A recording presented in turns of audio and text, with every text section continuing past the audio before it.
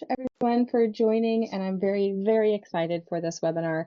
It's obviously kind of near and dear to my heart as I help a lot of offices as well as Olivia does. So if you don't know, we are the host. My name is Wendy Aldaman and I own Career Elevation. We do dental specific recruiting.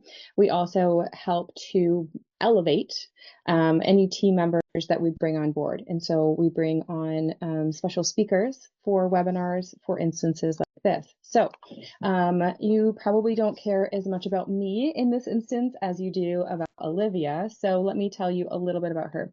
Olivia Smith is a trusted consultant, coach, and national speaker with a passion for helping dental practices thrive. With experience supporting over 100 practices across the country, Olivia brings a wealth of knowledge in operations, practice transitions, team coaching, and training. At OS Dental Consulting, they specialize in implementing effective systems and empowering doctors to bring their vision to life. They offer a hands-on, customized approach designed to elevate your practice and strengthen your team every step of the way. As we are starting this, please feel free to put any questions in the chat if you wish, and then we will talk about your questions at the end. So feel free to send it to me or to the group in its entirety. Please help me welcome Olivia Smith. Welcome. Thank you, Wendy. I appreciate it. So yes, my company, I'm very excited. We offer customized solutions for practices that are needing help throughout their practice journey. So whether that's from the startup all the way through to the sale of the practice and everything that happens in between, which can be a little crazy sometimes. And I've had the honor of working with Wendy for many years and referring for her for my doctors that need help with placing associates. So really excited today. We're going to talk about not just the keys to unlocking a successful practice transition, but what are some of the details that we need to consider when we're working throughout that. So really excited to dive in with you guys today. We're going to be talking, if you're just joining us, we're going to be talking about not only adding associates, when should you grow, what does that look like, along with the pros and cons of different startup types. If you're considering exit planning, even if you're 5 to 10 to 15 years out, really important to start thinking about those things. And then just some other options that are out there to help maximize your practice value. So we'll definitely dive into some of those things today. Now, I always like to start with some statistics, just because a lot of doctors really enjoy that. And so the first thing I always like to start off with is just letting you guys know where the industry is at currently. So right now, when we look at studies across the country, about 40% of dentists are in that growth stage where they're planning to expand. Maybe they're thinking, okay, in a year, 5 years, whatever, I'll add another doctor. Or maybe they're even looking at valuations of other practices, thinking they might buy. So a lot of people that are looking at this right now where it's an opportunity to get in when the economy is a little bit lower, so that way they can get a better deal on a dental practice. And other people are maybe waiting for the economy to pick back up so that theirs is worth more. So different aspects to look at there. 60% of doctors, though, don't have an exit plan. So why that's so important is what happens at the end of your work career life cycle, right? And we're getting into that time frame and we're thinking about retirement. Many times doctors are doing it at the very end when maybe they're being given an offer from a DSO, or we are, their spouse, husband or wife or whoever partner is saying, hey, I really need you to retire soon. I'm ready to sail off into the sunset and do some other fun things. And maybe they're not prepared to do that, and it has to take a few more years in order to get everything under control. So really important to understand that that's where the majority of the country is at. And so if you are one of those doctors and you haven't started an exit plan, there's really, you cannot start that too soon.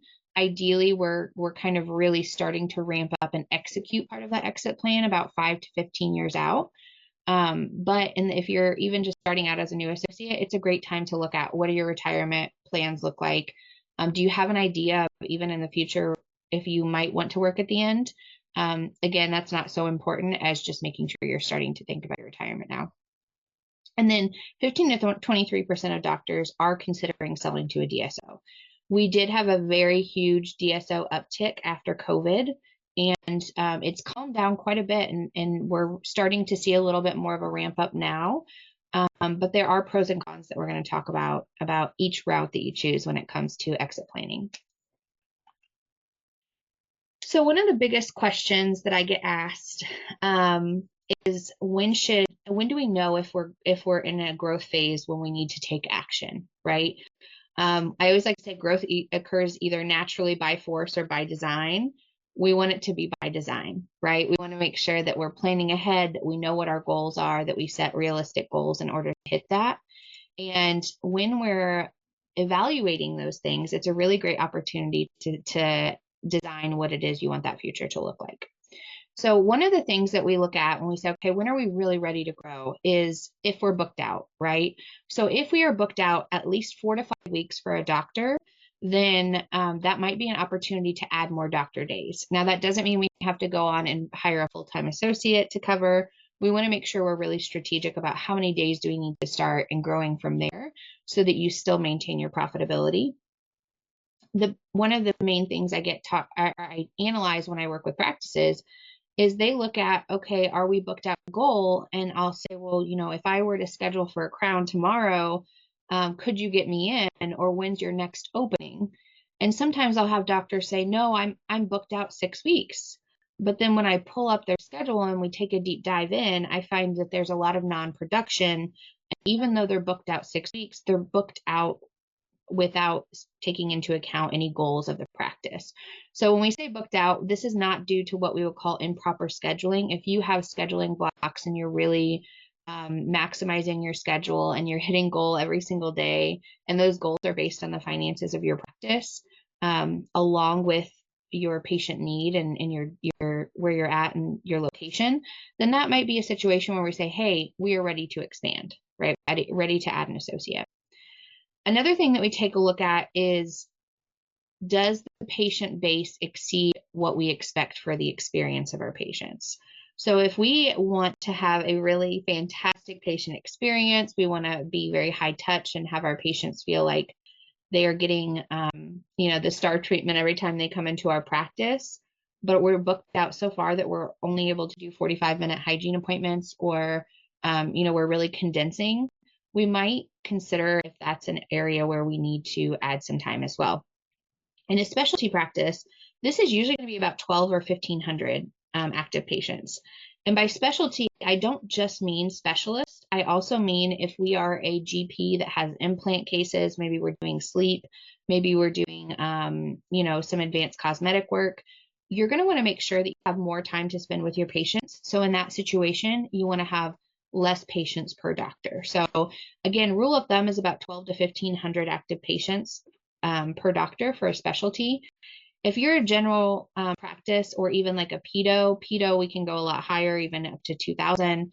But let's say we're a GP and we have a lot of PPOs, you might be able to do 1,800 patients per doctor, but that would be a different model, obviously, for how we're treating our patients and what that experience looks like.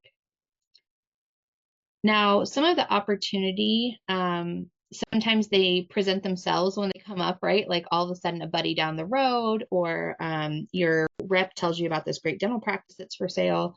Sometimes it makes the most sense at that time. I've had clients who all of a sudden, their person next door to them is going to sell out. The building is now for sale, and they can decide if they want to put someone else in it, or they want to expand and grow into the location next door. And it might just make sense at the time for them. So generally we find either one, we're outgrowing, we're booking, or sometimes when we're looking at expansion, it might just be that the opportunity presents itself, and it's a great time to go ahead and move forward with that process. So one of the things we help clients with is associate contract negotiations. So when we look into this, we really focus on what makes sense in a transition for both the associate and the practice. And we are not an attorney, so we don't actually negotiate those things. Wendy actually had a fantastic attorney on not too long ago and she has several referrals for that if you ever need one. But we can create the term sheet to where you are making most of the decisions on your own, and then you take it to the attorney in order for them to help finalize it.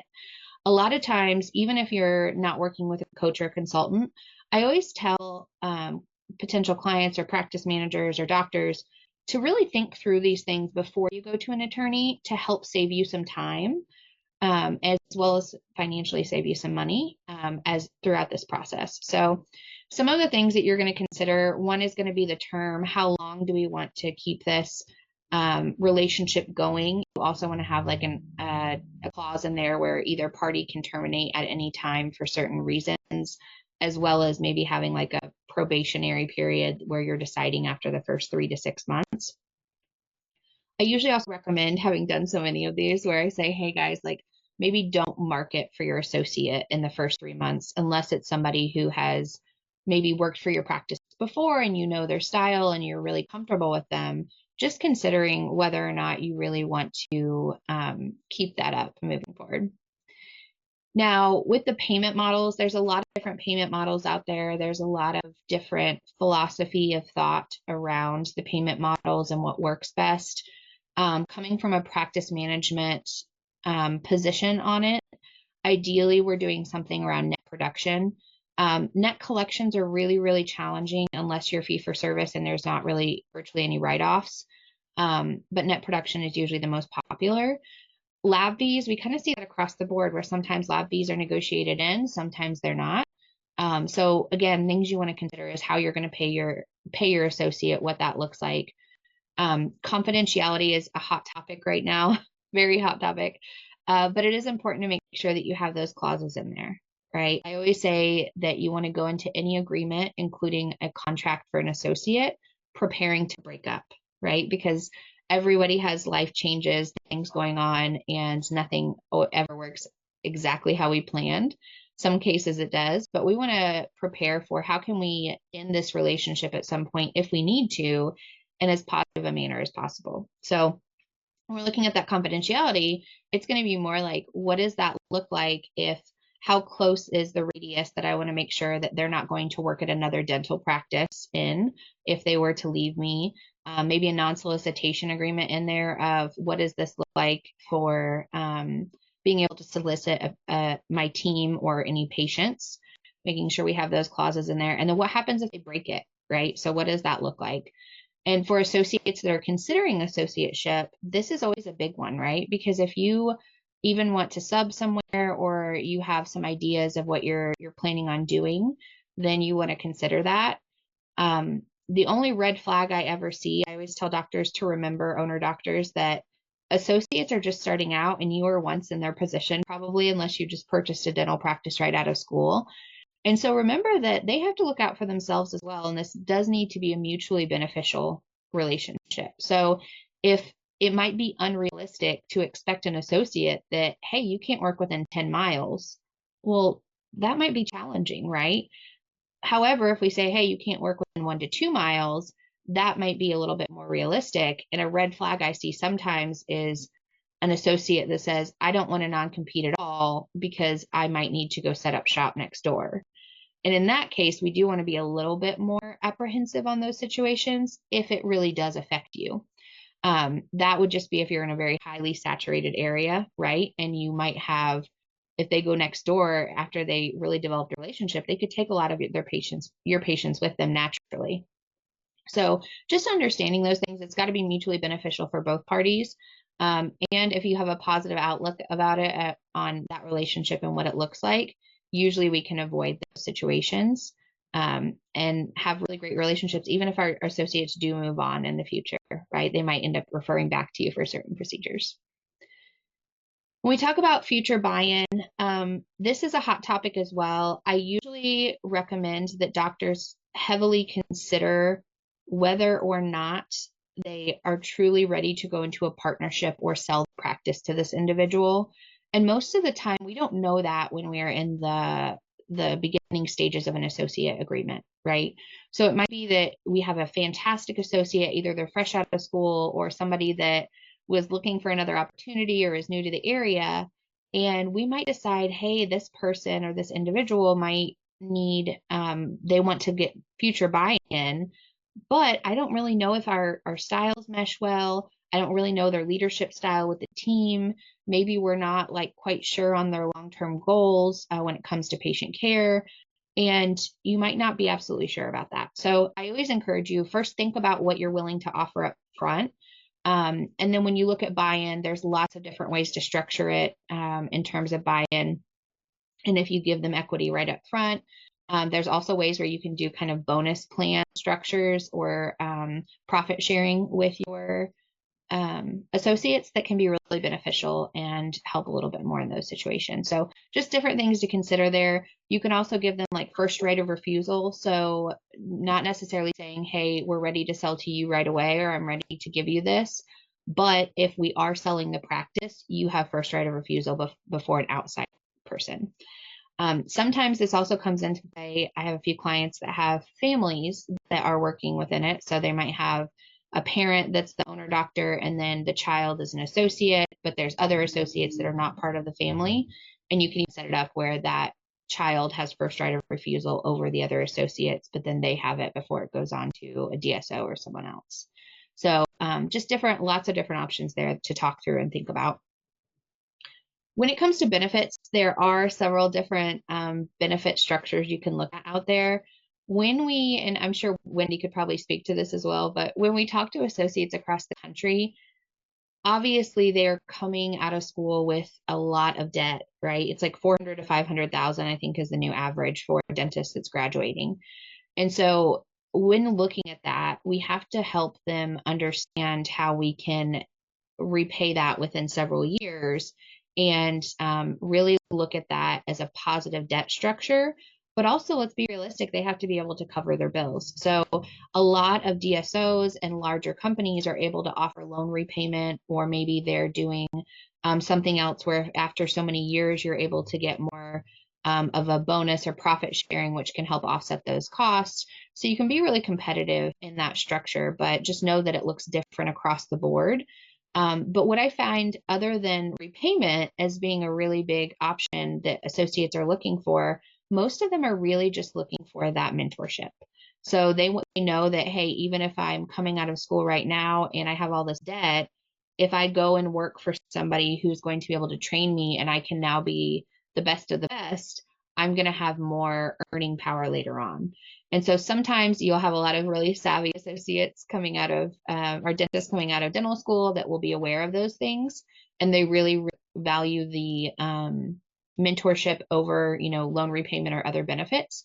However, sometimes you have to let them know about that too, right? Like, hey, this might, even though I can't offer you $200,000 or whatever it is they might get with a DSO, here's some benefits and things that we can do to make this beneficial and growth that you're not going to get elsewhere. So it can be a really positive thing. Now, 1099 versus W-2, that is something that if you are considering going 1099 versus W-2, I do recommend that you work with an attorney on that. There are benefits to both. 1099, you do have to, it helps save the practice money because you're not paying payroll taxes. However, you do have to be really careful in the United States. 1099 classification means that you have no say over their schedule. You have no say over what they're doing in terms of procedures.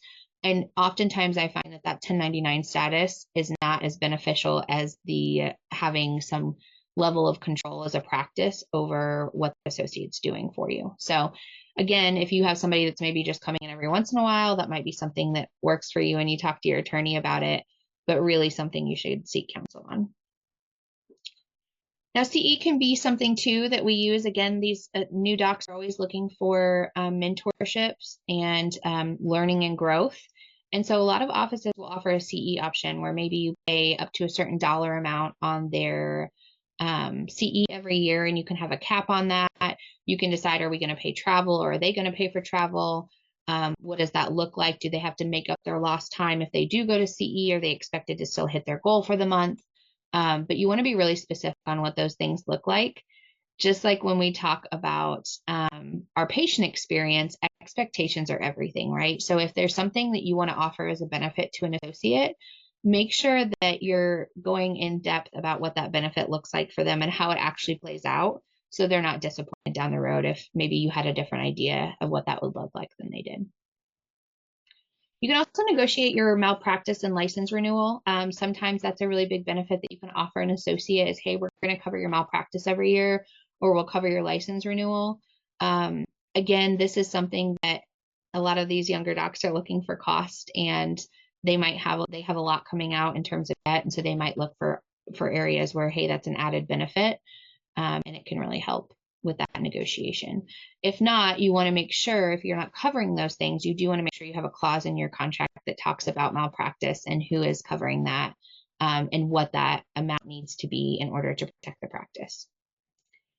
The last thing is time off. I always like to chat about this. Obviously, there's so many other terms that come into play. These are just the big ones. There's other terms you need to consider when you're looking at an associate contract, especially your exit clause, excuse me, what those things look like. But when we talk about time off, I do want to say that there are different philosophies of thoughts around time off. It depends really on how your practice is structured. So there's not a one size fits all approach for this. If say your team is, your practice is very volume heavy, and we have a lot of patients flowing through, and we have a lot of after hours emergencies, it might make sense that you have a time off structure where your associate maybe needs to only have a capped amount of time off. They maybe need to follow similar to what the rest of the team does in terms of a time off policy. You do have to make sure, if you're a W-2, that you're complying with your state and federal laws around, or not federal, but state laws around time off, whether sick leave is required by your state or anything like that. However, you do want to think about, you can also think about it in another avenue, which is, if an associate is a provider and you have a slower paced practice, or maybe more of a specialty practice, as long as your patients are served and they are hitting your financial goals that you set in place for them, is it necessary to put a cap on that and say you have to work Monday through Friday? Or could it be a situation where you say, hey, I want you to work at least 3 days a week, and here's your production goal, but if you're able to do it in this time frame, that's great. And if you're finished early one day, you don't have to hang out and stay. So again, those are different things you want to think through. Make sure, one, that you're consulting an attorney on that piece of it for your state or an HR company. And then you want to make sure that you're very clearly defining what that process looks like, but be open to different situations, especially if your practice allows for it. But make sure that it fits the vision of your practice. Don't always just give in because we have a great candidate that maybe wants to flex on that. Now, when we talk about associate integration, there's several things that are going to be included here. We want to make sure we have a really great plan for how are we going to bring this associate in. Sometimes I see clients and teams across the country that they're bringing people in, there's not a lot of thought into it, and then they get them in and they're like, oh no, we forgot to contract them, we forgot to do all of these things, and now they're struggling or they don't have a full schedule. And so we want to start that planning in advance, start talking to our patients in advance about the new doctor, make sure that we have the scheduling set up for success. And that's where that evaluation that we're doing previously, where we're looking at those goals and saying, okay, what's realistic for this associate to produce in a day? And how many patients do I have to support that? And so maybe we start out with 1 day or 2 days based on your current patient base, and then we add from there. So lots of different options when it comes to that. Your clinical philosophy, this is a big one as well. This is a conversation piece. I know Wendy does a really great job of guiding doctors and associates through this process prior to hire, of a conversation around the clinical philosophy. Ideally, we've done that before we sign the contract and we're moving on. However, even after we've agreed initially upon it, I find it really helpful to work with that associate, invest time, depending on their skill level and expertise. You might not need to spend as much time on that, but it's important to spend some time going over that philosophy and making sure that you have everything in alignment. So going over every single procedure, working with them and doing some training, mentorship to look at cases together. Maybe even if they're right out of school, doing their initial every treatment plan that they do, you guys at the end of the day, the doctor team would sit down and look at those together and see if there's any misalignment, and talk about opportunities that might have been missed. So definitely different structures depending on who you're hiring and what their skill level is and where you're at. There's also a marketing plan, right? We want to make sure, like I said before, we're not always marketing those at the beginning. However, we might want to go through and start marketing them 3 months in or 6 months in, and really having something in place to let our patients know that there's a new doctor and get everybody excited and then help them grow the patient base as well. Like I said, the support and mentorship, that's usually the biggest thing they're looking for. And oftentimes it's just being available to them. I have some associates that I talk with that are new to dentistry and they're looking for an office where maybe they took an implant course and they're really excited about placing implants. And if we're partnering them with an office where the existing doctor wants to do all the implants and give his or her associate, only the resins and the basic restorative, then that might sometimes cause a conflict and an unhappy associate. So again, this goes back to that conversation that we're having with philosophy and goals for the associate in the planning process, which, like I mentioned before, Wendy does a great job with that. And then afterwards, making sure that, okay, if they said they want to learn about implants, are we spending enough time? Are we blocking the schedule where they can come and sit with you and watch you do some implants and then you're watching them and really helping develop them as a doctor? Those are the biggest things that we see from a competitive advantage standpoint, but also for a successful transition where now you're training somebody who in the future you could potentially sell to if that's your goal. Now, we also want to set some expectation around leadership, team meetings, networking, what that looks like. Sometimes I run into hiccups in the associate integration process where maybe there wasn't a discussion beforehand on what leadership role we expect them to take. If we expect them to be at all the team meetings, participate, if they're after hours events, if we're expecting them to go to those, if they're paid or unpaid. Talking about those sorts of things are really important. One, you want to make sure you're being compliant. If you're expecting them to go to some events that aren't paid, but you also want to make sure that there's clear expectations on what involvement you might need with them. And do they need leadership development, right? There are a lot of people into situations that they maybe aren't prepared for. And so helping develop and hone that leadership practice with them can be really beneficial. So we're going to talk about startups versus acquisitions. There are benefits to both. However, it's really going to be based on the situation. So it's really important to have somebody to help you analyze that process and see if it's something that is going to be beneficial for you to take part in. So when we look at a startup, there's several different options, but what's nice is that you have the freedom to choose the location, the team, the patient base, and services. Sometimes you might find a really great deal on an existing location that was previously a dental office. So you're just buying the building only. You're not buying any of the, maybe it's sat empty for a little while, not buying any of the charts. But generally, most of the time, these are what we consider de novo. So you're purchasing or building a brand new location. And so there's a lot of freedom in that. So it's important that if you're doing that process, that there are some things that we're going to do ahead of time to make sure that you're going to get the best results from that startup. It's really cool in that process because you're able to design and do the things that you want and need. So oftentimes we find doctors that are working through this will have a really great list. It's also helpful to work with a coach during this process or a project manager that can help you see things that maybe you haven't done before if this is your first startup. Just to say, hey, you might want to consider more storage, or, we need to be OSHA compliant, so we need to make sure these things are in place so that you don't have more expenses later on. Now, obviously, you're going to typically need more working capital when you have a startup and in some situations in an acquisition.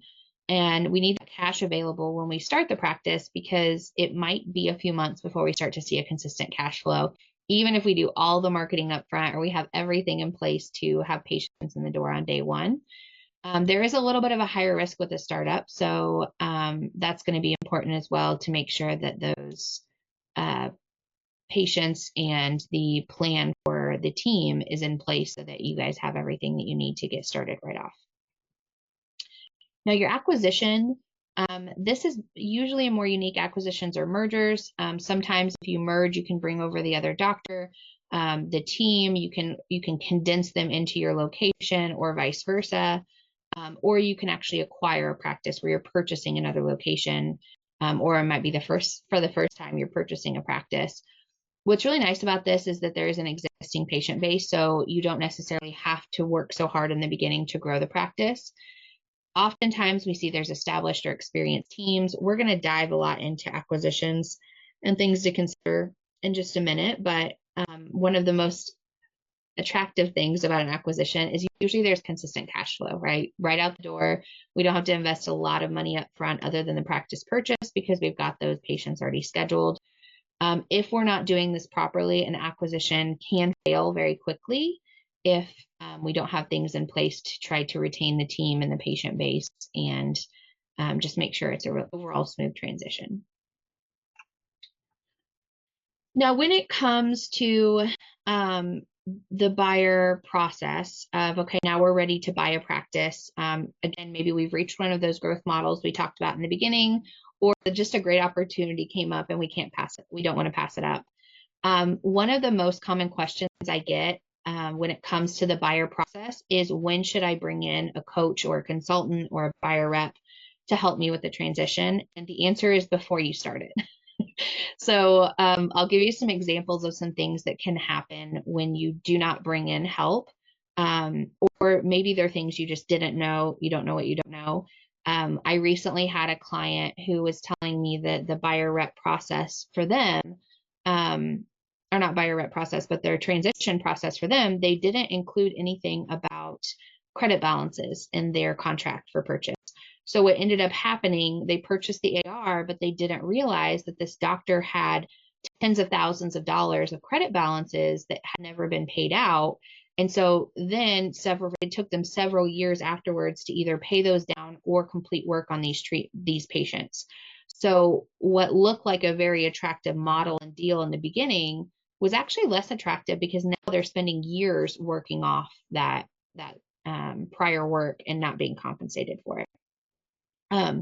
There's also a lot of other situations where we hear where there's no conversation about how are we going to handle decision making or leadership skills or leadership with the team after the transition if the doctor's staying on.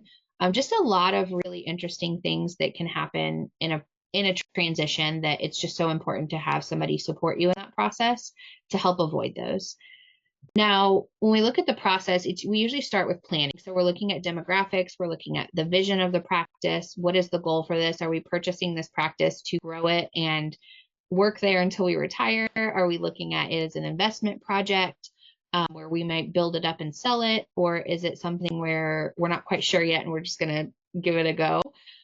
All are very fun, but they have different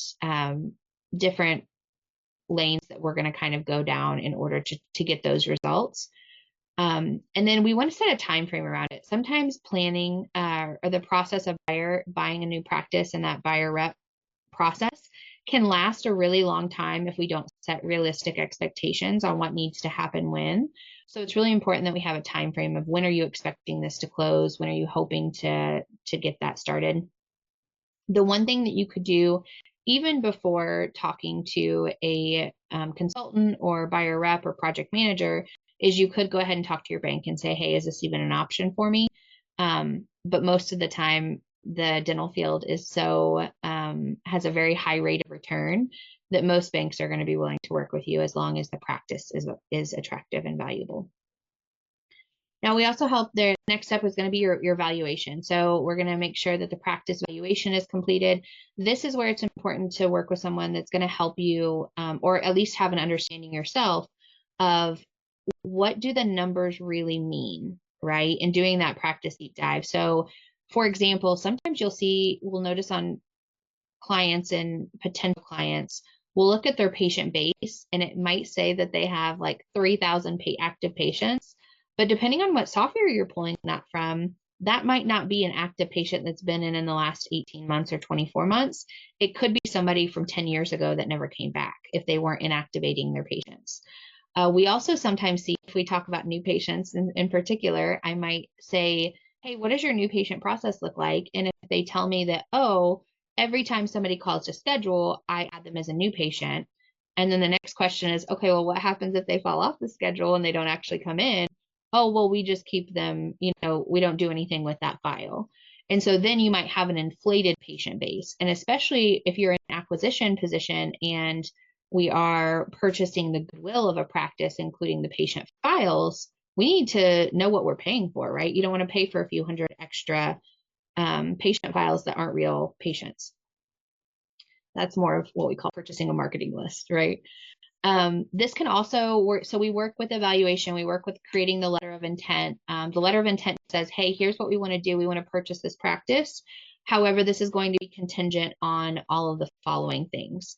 So we kind of give ourselves some time to start that process with the bank while we're negotiating and working through all the contracts. That can include real estate. It usually includes a transition plan or a purchase agreement, also can include a partnership agreement if you're not the only owner purchasing the practice, the associate agreements for the new associates, including if the existing doctor wants to transition out once you become the owner, what does that look like? How are you going to pay them? All of those things are really important. And so again, it's helpful to have some help in that process. And then a transition plan. So the transition plan should include the financial budgeting and forecasting. The banks want to see that, hey, what are your plans? What have they done in the past? And what are you planning on doing in the future with this practice? And how are you going to get there? Your marketing plan, are you going to ramp up your patient base? Are you going to do an internal marketing plan just to keep them? What does the HR setup look like for your team? What do the benefits look like? What are you going to offer? I will say that the retention of the team and the staff are the most important, or the team and the patients, is what that should say, are the most important part of a successful transition. And the number one thing that patient or the team want to know as soon as they come in, or you come in and purchase or acquire a practice, is they want to know what's in it for them, right? What does that look like? What is the HR going to look like? The benefits, are you planning on keeping everybody? What's their role going to be? And the more that you can prepare ahead of time and have a really great plan in place, the higher we see that retention rate. So it is really important to consider all of those things before you go in and just start a practice or purchase a practice and not answer any of those questions. There's also the fee and insurance analysis and contracting. It's important to have an understanding of, based on your budget and what you need to do and what's available in the area, does it make sense for you to contract with insurance, or is that something where you maybe do one or two? So really important, or you go fee for service, important to analyze those things and make sure that you have a good idea or plan of action. And then knowing, especially in an acquisition or a merger, if there's prior systems in place that are maybe outdated or they need updated, having a plan for how are we going to do that in a strategic manner that doesn't just overwhelm our team members that we're bringing on board or keeping, and how do we make that really consistent and measure those results after we do that training. Now, if you do a new build or a remodel where we're updating the actual practice location, we're not just purchasing a building and working with it, you sometimes can need some help with the project management.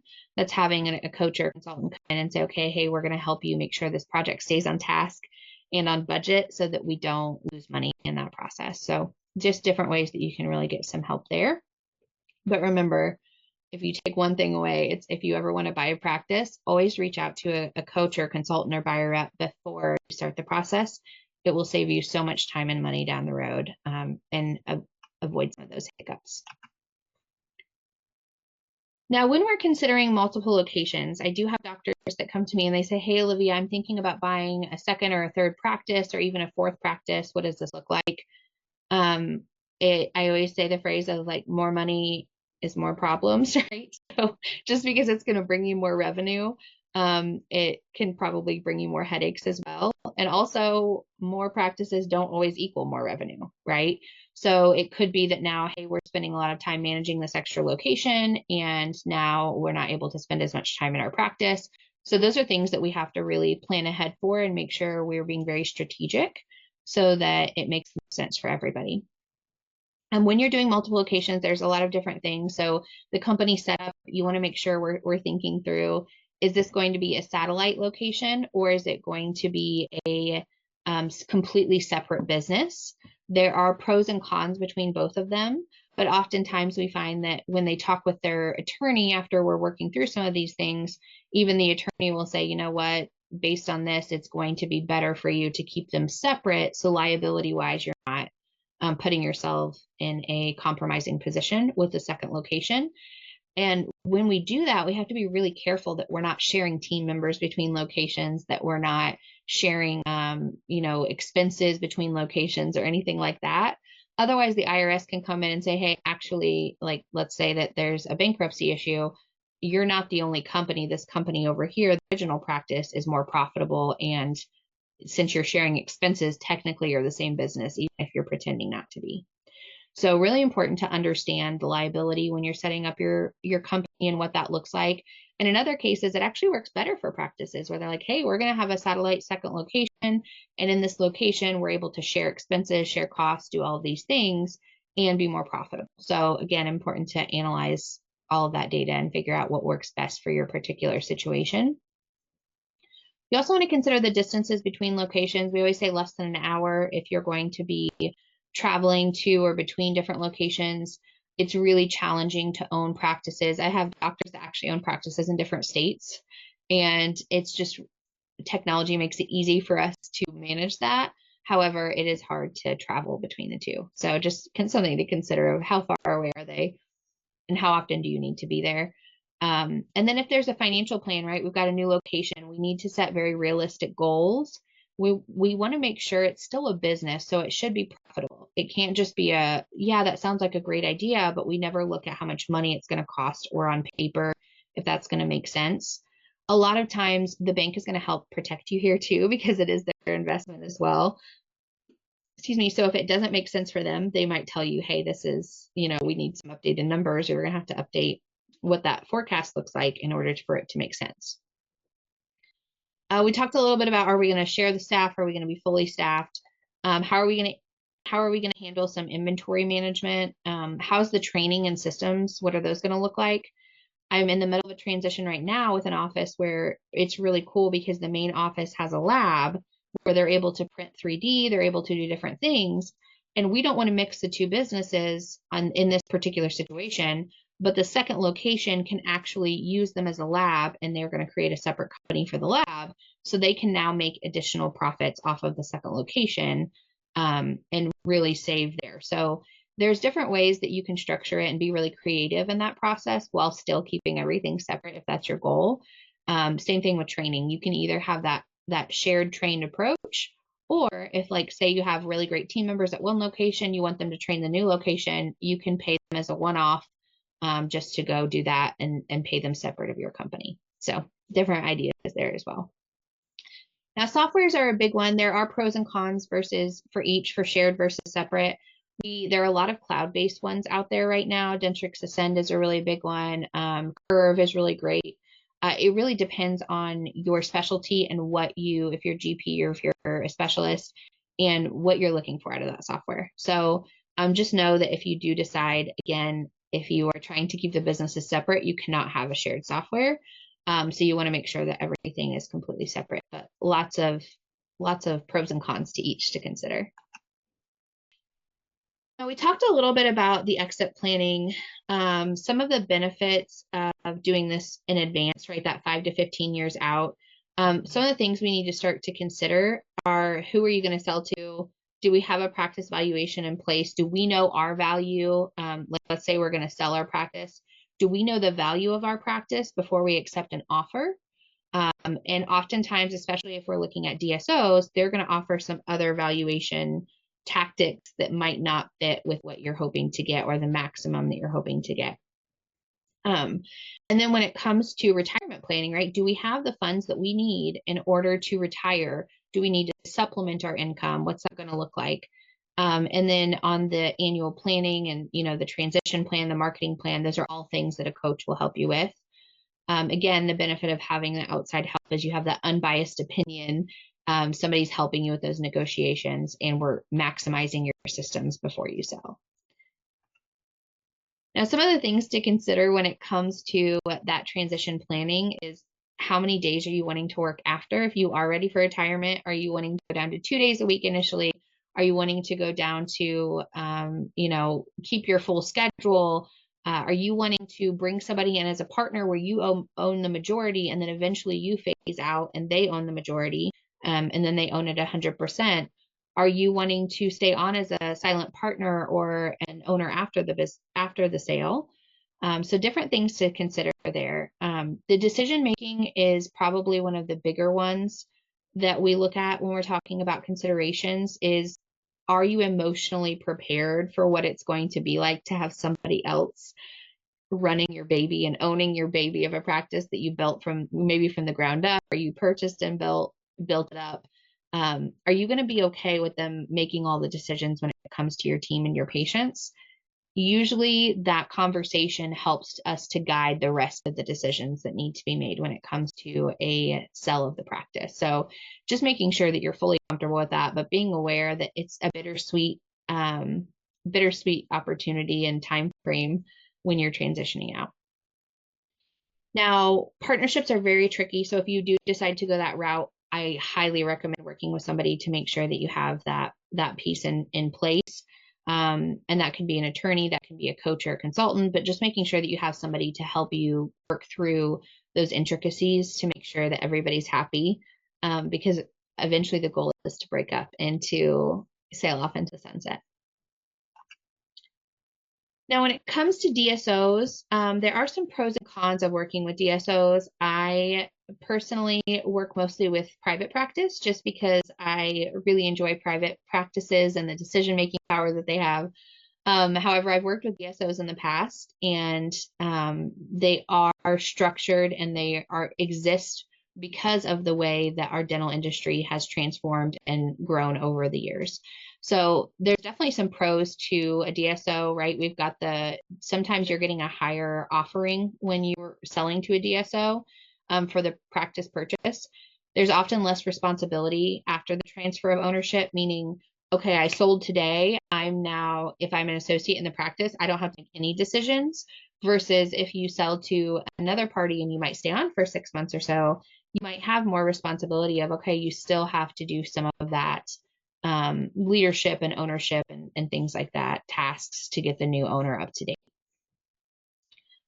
You can choose to sell outright, or you can transition. Most DSOs and even private practice, most coaches and buyer reps are going to tell you you're going to have a way better transition plan if you do a phased out transition, only because it's better for the patients. They don't just see you disappearing one day and there's a new doctor in. And then for your team, it's a lot less scary when they have their trusted leader still there. But again, it's going to be how can you structure that to make it a win-win for both parties. And then there's usually lower inventory cost, right? They're a management company. They're bringing in all these additional benefits to you. In some situations, every DSO is a little bit different in how they do that, but usually there's better purchasing power. When it comes to the cons, usually practice valuations are very biased. The DSO is obviously looking to make money. They are usually based on EBITDA, earnings before interest,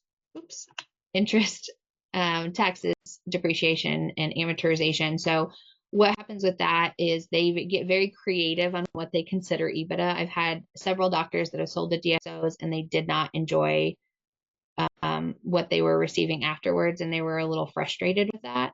However, not all DSO deals are bad, so always just know that. And I highly recommend a third-party valuation. So if you're considering purchasing from a DSO, don't just go off of the valuation that they do. Make sure that you get your own. There is less decision-making power after the sale, and sometimes I've had a few situations that have not gone very well, and maybe the doctor didn't think ahead enough or have enough of the quality conversations to see, okay, what is that going to look like for my team after I leave? And maybe they weren't very happy with it, didn't align with their vision of their practice and their values. So again, a lot of things to consider there. And sometimes there's a lot of false promises. So just know that when we look at the cons of a DSO and what it looks like in selling to that. And then sometimes on the associate contract, if you are considering working for a DSO, sometimes they have paybacks on hiring bonuses. So they might say, hey, come and work for us. We're going to pay you $10,000 up front.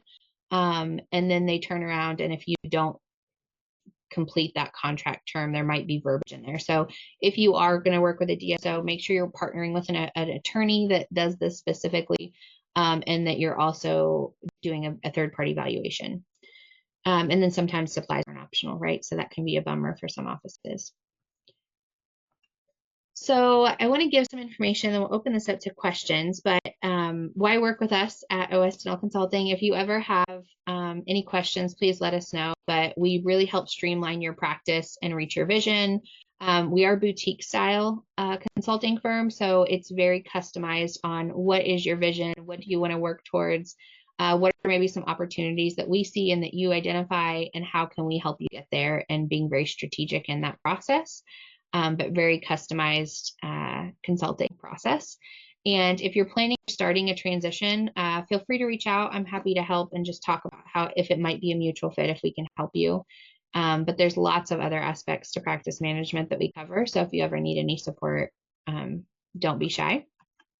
And then I'll put up my scheduling link. We are offering a complimentary practice analysis by August 31st. If you sign up by August 31st or schedule before then, we'll do a free practice analysis just to see where's your practice at now. Are there any opportunities for you to do that and add or to ramp up your practice and partner with a consultant?